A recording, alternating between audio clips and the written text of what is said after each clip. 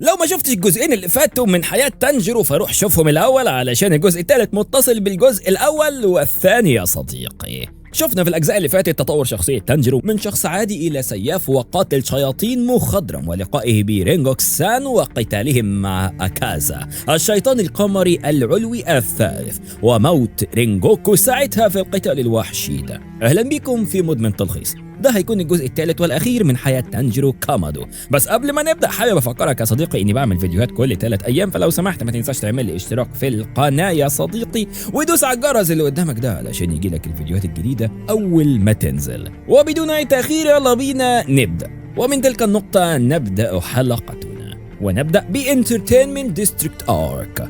تانجيرو وإينوسكي وزيناتسو راحوا مع هاشيرا الصوت تنجن في مهمة إلى يوشيوارا علشان يساعدوه في التدوير على زوجاته المفقودات اللي كانوا بيبحثوا في شائعات عن وجود شياطين في الحي ده.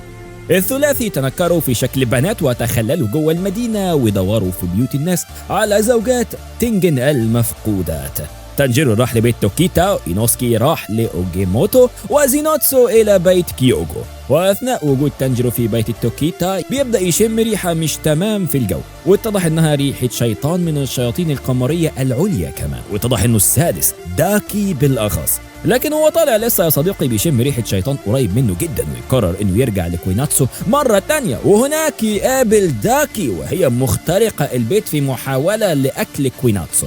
تانجيرو بيحاول يوقف الشيطانة لكنه حس بقوتها أما هجمت عليه، وأكملت كمان بأنها نطت عليه، لكن تانجيرو بيتفاداها ويقطع جزء من شرايطها كمان اللي ماسكة بيها كويناتسو.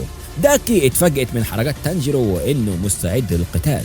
داكي بعديها بتسحب تانجيرو وبتقول له إن سيفك بدأ يبوظ، لكنه بيرد عليها بإن سيفه اتعمل على يد أعظم الحدادين.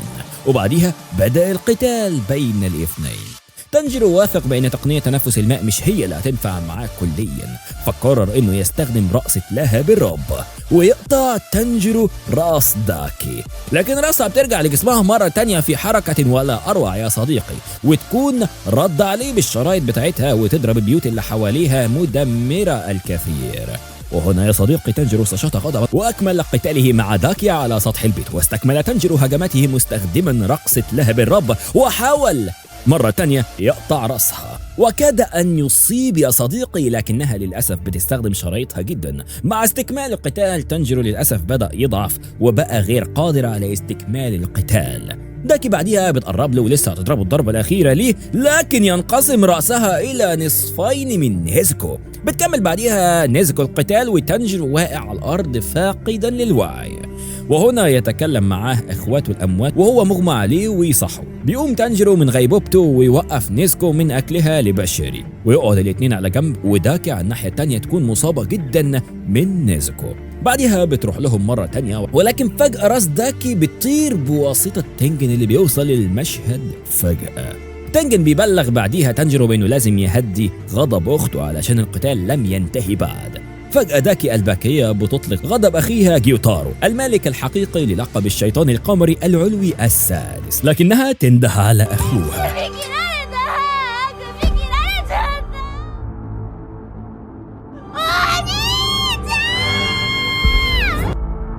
ويبدأ هنا في ظهور من جسدها.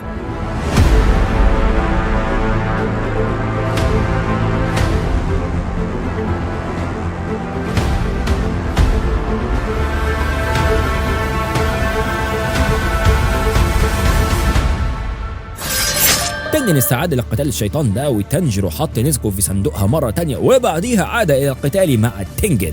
القتال يتفاقم جامد جدا بين تانجيرو وتنجن ضد جيوتارو. جيوتارو بعديها بيهاجم تنجن ويسيبه وهو مش قادر ويروح ينقذ أخته. بعديها ضرب إينوسكي بضربة من المنجل اللي معاه مستشاطا من الغضب من اللي شافه قدام عينيه، وبعديها وتانجيرو هو مش واخد باله يقوم مضروب من جيوتارو مرة تانية ويفقد وعيه لوهلة. يفوق من الإغماء ده وجيتارو يطلب منه انضمامه مع الشياطين. تانجيرو بيرد عليه بنطحه لرأسه بمفعول سم الهستوريا اللي كان فيه. ينطلق بعديها تانجيرو لقتل جيتارو، لكنه ما يقدرش على قتل رقبة جيتارو. بيستغل بعديها الشيطان ده اللحظة دي ويطعن تانجيرو في حلقه بمنجله المدبب ويسممه في تلك اللحظة. لكن في تلك اللحظة يا صديقي بيقوم تانجيرو بكل قوته بقطع رأس الشيطان، وفي نفس الوقت على الناحية التانية زينوتسو وإينوسكي يفعلوا المثل لرأس داكي. وهنا يا صديقي الأخوين مقطوعي الرأس، وهنا بيحصل حاجة زي شرارة كبيرة جدا، وهنا تنجن بيقول للكل إنهم لازم يجروا. وهنا السم اللي كان في تانجيرو وتنجن يبدأ في الشغل على أجسامهم، وهنا نيسكو تستخدم فن الدم الشيطاني بتاعها علشان توقف مفعول السم ده، بل وكمان تشفيهم. وعلى بعد رأس الشيطانين كانوا بيتخانقوا مع بعض، وهنا يا صديقي راح لهم تانجيرو وطبطب عليهم كعادته المعتادة وماتوا في سلام. ومن تلك اللحظة يا صديقي بيبدأ الحرق من المانجا، فقلت حذرك ونبدأ بالارك الجديد اللي هو السورد سميث فيليج ارك. في حلم التانجيرو بيشوف فيه جده الكبير سوميوشي، وهو بيحضر شاي لشخص غامض شعره طويل واللي كان قاعد بالقرب من مراته سويوشي النائمة، شاي لابنهم وكان بيبص على الجنينة. وكان سوميوشي بيعتذر له انه كان مخليه ياخد باله من عيلته، هو يعني المفروض يكون الضيف بتاعه. رد عليه الراجل ده وقال له ما تقلقش، وقال له كمان انه هيمشي قريب وما ينفعش يفضل ياكل هنا ببلاش. رد عليه سوميوشي بان ده عادي ومفيش مشاكل فيه بما انه متداين ليه بحياته. واما الراجل ده ما ردش عليه، اكمل سوميوشي انه على الاقل هيبلغ الناس قصته بما انه مالوش وريث. الراجل رد عليه مفيش داعي للكلام ده، وقال له كمان ان ما ينفعش ان سوميوشي يشوفه كشخص خاص لانه مش كده. واكمل قائلا انه ما كانش قادر على حماية اي حاجة مهمة ليه، وانه راجل ملوش اي اهمية. هنا سوميوشي فكر وقال لنفسه انه ما ينفعش الراجل ده يقول على نفسه الكلام ده.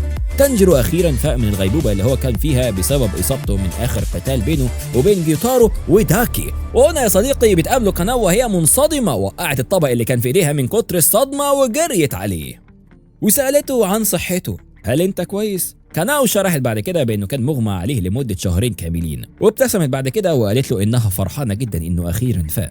جوتو دخل عليهم الأوضة وإذ به بيتفاجأ بأن تانجيرو فايق، فقام مزعل القناة إنها ما قالتش لأي حد الخبر ده. وهنا يدخل عليهم الثلاث زوجات لتنجن الهشيرة الصوت وهم بيصوتوا فرحين لرجوع تانجيرو. وهنا تانجيرو سألهم عن بقية الناس هم فين، وهنا سومي وجوتو ردوا عليه بأن زينوتسو فاق بيوم بعد الحادثة ورجع للشغلانة بعدها بيومين، وتنجن رجع عادي جدا مع زوجاته. تانجيرو حمد ربنا انهم بخير كلهم وسالهم عن اينوسكي. شرحوا انه اينوسكي كان قريب جدا من الموت بسبب النزيف الحاد اللي كان عنده والسم اللي كان ماشي في دمه ساعتها. تانجيرو هنا قال لهم ان اكيد انا بهلوس بان في راس خنزير في سقف الاوضه اللي انا فيها. الكل بص لفوق وبالفعل بيلاقوا اينوسكي معاهم في الاوضه. وهنا نط اينوسكي على تانجيرو وكان بيقول له انه منبهر بانه اخد باله انه معاهم في الاوضه وانه صحي قبل تانجيرو ب7 أيام كاملين. كيو بعدها ورت لتانجيرو صورة لحيوان العرس، أيوة العرس، وقالت إن إينوسكي عامل زيه، يعني ما حدش يعرف يموته. وهنا رد عليه إينوسكي بإنه خالد. وهنا ضحك الكل يا صديقي، وكانوا بلغتهم إنهم يهدوا شوية ولكن الجميع تجاهلها. وهنا بقى يا صديقي هي علت صوتها على آخرها وزعقت في الكل وقالت لهم إن تانجيرو رجع للنوم تاني، فعلشان كده سيبوه ينام في سلام. يفوت أسبوع تاني وتانجيرو يتشفي بالكامل، وسألناه هل هو حصل على سيف جديد على أساس إنه بوظ سيفه القديم يعني. وهنا كيو وريت له شوية جوابات كان هاجانيسكا بعتها ليه بإنه بيطلب منه إنه يموت وإنه بيكرهه، وبيقول له كمان إنه ملوش سيف عنده. وهنا الشاعرة تانجيرو بالذنب بإنه خلى هاجانيسكا يعمل له سيوف كتيرة، بس هنا سومي قالت له إن صيادين الشياطين كلهم بيكسروا سيوف كتير عادي، وإن المشكلة إن هاجانيسكا هو اللي شخصن الموضوع والراجل ده مشاعره فياضة شويتين. كيو اقترحت عليه انه يروح لقرية السيوف ويقابل هاجانيسكا بنفسه ويخلص الموضوع معاه. تانجيرو بعدها وصل للمدينة بالفعل ويكتشف ان هاجانيسكا مختفي او مفقود. اهل القرية دلوا تانجيرو على مجرى مائي كده، وهناك يا صديقي هو قابل ميتسوري وجينيا، وفي الغابة برضو قابل موتشيرا هشيرا الضباب واللي كان بيبلطج على طفل، واللي ساعتها تانجيرو اوقفه وكان لسه هيدي محاضرة للهشيرة عن ازاي هشيرا ويعمل الهبل ده، لكن موتشيرو يقطعه ويقول له ان وقت الهشيرة مهم ومشي وسابه. الطفل قال لتانجيرو ان موتشيرو كان عاوز مفتاح لعروسه ميكانيكيه للتدريب، وبعديها الطفل عرف نفسه بانه كوتيتسو، وبعديها قعد يتفرج على موتشيرو وهو بيقاتل العروسه. كوتيتسو بيكمل شرح بيقول لتانجيرو ان العروسه دي معموله في زمن السينجوكو لاجداده، وإذ فجأة موتشيرو يكسر دراع العروسة دي، وهنا كوتيتسو يتفاجأ وينصدم، وهنا بيقول لهم موتشيرو إن سيفه اتكسر وهياخد سيف من سيوف العروسة دي. بعدها الطفل قال لتانجيرو ده وقت تدريبك يا بطل ضد العروسة دي. وهنا ورى كوتيتسو لتانجيرو إنه ممكن يغير تحركات العروسة دي بتغيير أجزاء من جسمها كنوع من البازل أو الأحجية يعني. وبالفعل يا صديقي بيبدأ تانجيرو بقتال الدمية دي، وبراسه المصفحة يقوم مديها روسية، وما أدراكم ما قوة نطحة تانجيرو المميتة. يقوم مبروز الدمية دي وفايز عليها، وإذا فجأة بينط عليه من حيث لا يدري رجل كده، ونكتشف إنه هاجانيسكا راجع من تمرينه على الجبل. تانجيرو بياخد سيف من الدمية دي، وهاجانيسكا يقول له إنه هيتعامل مع الصدى اللي عليه. اليوم التاني تانجيرو بيقابل ويتكلم مع موتشيرو، وهم رايحين لصانعي سيوف هما الاتنين. فجأة بيظهر لهم شيطان قمري علوي في الغرفة اللي كانوا فيها. موتشيرو وتانجيرو وقفوا مستعدين للشيطان ده، وموتشيرو ما تأخرش في بدء الهجوم على الشيطان. فجأة يا صديقي راس الشيطان دي بتقع على الأرض، خالقة شيطان تاني كامل. دلوقتي الشيطان بيستخدم جسمين بيضرب بالصولجان اللي معاه السيافين الاتنين وبيخبطهم في الحيطة، ويظهر هنا جانيا أخو هشيرا الرياح الأصغر ينط فوق الجسمين ويقوم قاطع رأس الاتنين. تانجيرو بياخد باله ان نفس الموضوع حصل، وان كل ما الروس بتتقطع بيتخلق منها اجسام جديده. تانجيرو بيكمل القتال مع الاجسام دي كلها، لكنه بيلاحظ ان في عدد معين من الاجسام وبعديها الشيطان بيضعف تلقائي. فعلى اساس النظريه دي قعد يقطع في الروس كلها اللي بتظهر، وهم بيحاولوا يرجعوا لنيسكو وجينيا وهم بيقاتلوا الباقي. واما وصل تانجيرو تم الهجوم عليه بجسد جديد من الشيطان، لكن نيسكو بتنقذه. لكن المستنسخ التاني بيظهر وبيضرب الاتنين تانجيرو ونيسكو وبيخبطهم في الارض. اثناء تانجيرو هو فاقد الوعي، موتشيرو كان مشغول مع شيطان علوي تاني واللي هو جيوكو. تانجيرو بيفوق وبيلاقي ان نيسكو بتجري معاه وهي على ظهره، وبالفعل بيقدر الاتنين على الهروب من الشياطين، لكن الشياطين بيهدموا البيت اللي هم فيه، والبيت للاسف بيقع على نيسكو. واثناء ما تانجيرو بيحاول ينقذ نيسكو بتلمس سيف تانجيرو مسببه انها تولع فيه وتحوله الى سيف ناري ملتهب قريب من نفس الشكل السيف اللي كان بيقاتل بيه روي. بالسيف ده مستخدما رقصة اللهب الربة، تانجيرو قطع 3 روس من أصل 5 مستنسخين من الشياطين. جينيا هو جنبه قتل الرابع، ولكن الخامس يظل مفقود. لكن الاتنين ما سابهوش وقعدوا يدوروا عليه لحد ما لقوه، لكنهم بيلاقوا تقلص في الحجم جامد جدا. وهنا جينيا انقض على الكائن ده، لكنه بيتهجم عليه من الخلف. تانجيرو بينط وبينقذ جينيا، وبعديها بينقذ جينيا تانجيرو من ضربة قاتلة من الشياطين، وفي نفس اللحظة دي اداله فرصة انه يهزم الشيطان. وهنا أطاح تانجيرو برأس الشيطان وهزمه. لكن بيظهر مستنسخ سادس لنفس الشيطان. هو في ايه يا جدعان؟ واثناء ما موتشيرو مشغول بالقتال ضد جيوكو، ميتسوري بتوصل وبتنقذ تانجيرو وجينيا ونيسكو.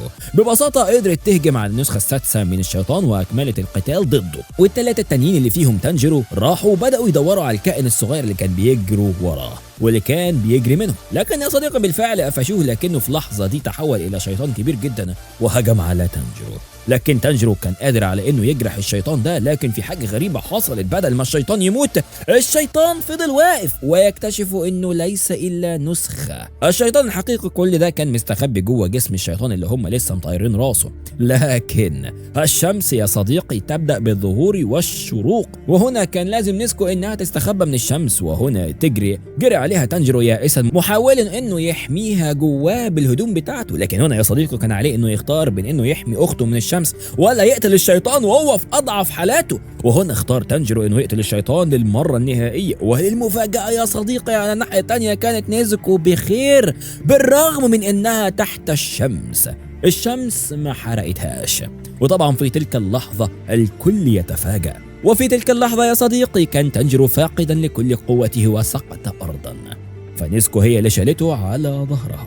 ومن هنا نبدا الارك بتاع الهاشيرا تريننج ارك. يفوق تانجيرو مرة تانية بعد ما كان مغمى عليه لمدة 7 أيام، وهاجانيسكا قبله واللي اداله السيف بتاعه الجديد اللي كان بيصلحه له، واللي كان عليه رمز الميتسو، وده رمز معناه في اليابانية التدمير ولهب رينجوكو.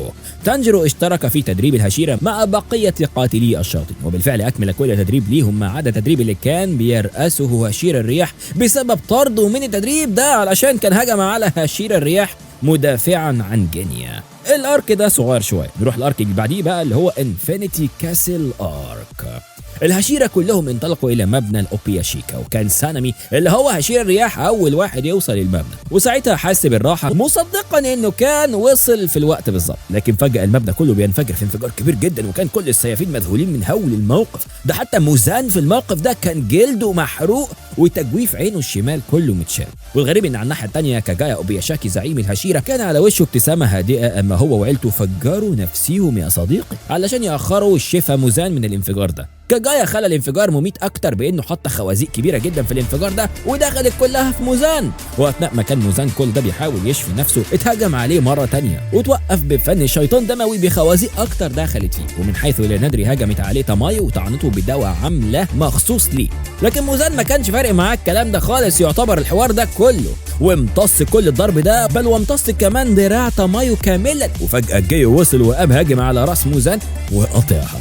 مع العلم ان الشياطين قادرين على التكاثر مره تانية على طول. وصل بقيه الهشيره في الوقت ده، وجايو قال لهم ان هو بيقاتل موزان وان موزان بتاعه هو وبس، وان موزان مش بيموت حتى لو راسه اتقطعت. العشيرة كلهم كانت دي أول مرة يشوفوا فيها موزان على الحقيقة، وكانوا مذهولين في الأول، لكنهم بدأوا في الهجوم عليه بتقنيات التنفس المختلفة، وبالأخص تانجيرو كامادو البطل بتاعنا اللي كان مع جايو ساعة الانفجار ما حصل. هجموا كلهم على موزان من كل الاتجاهات، لكن قبل ما حتى يقدروا على لمسه انتقلوا كلهم إلى قلعة موزان اللانهائية، وهناك افترقوا. واثناء وقوعهم جوه القلعه دي موزان استهزأ من قاتلي الشياطين كلهم وقال لهم انهم هيذبحهم كلهم في الليل. تانجيرو رد عليه بكل شجاعه وقال له انك انت اللي هتموت وهتندبح وهتروح الجحيم كمان في الليل، وهو بنفسه اللي هيهزمه. موزان في اللحظه دي تحدى تانجيرو انه يجي ويمسكه ويقتله. واخر ارك سانرايز كاونت داون ارك، بعد عدة ضحايا من الجهتين، جهة صيادي الشياطين وجهة الشياطين القمرية العليا، أخيرا موزان قد هزم.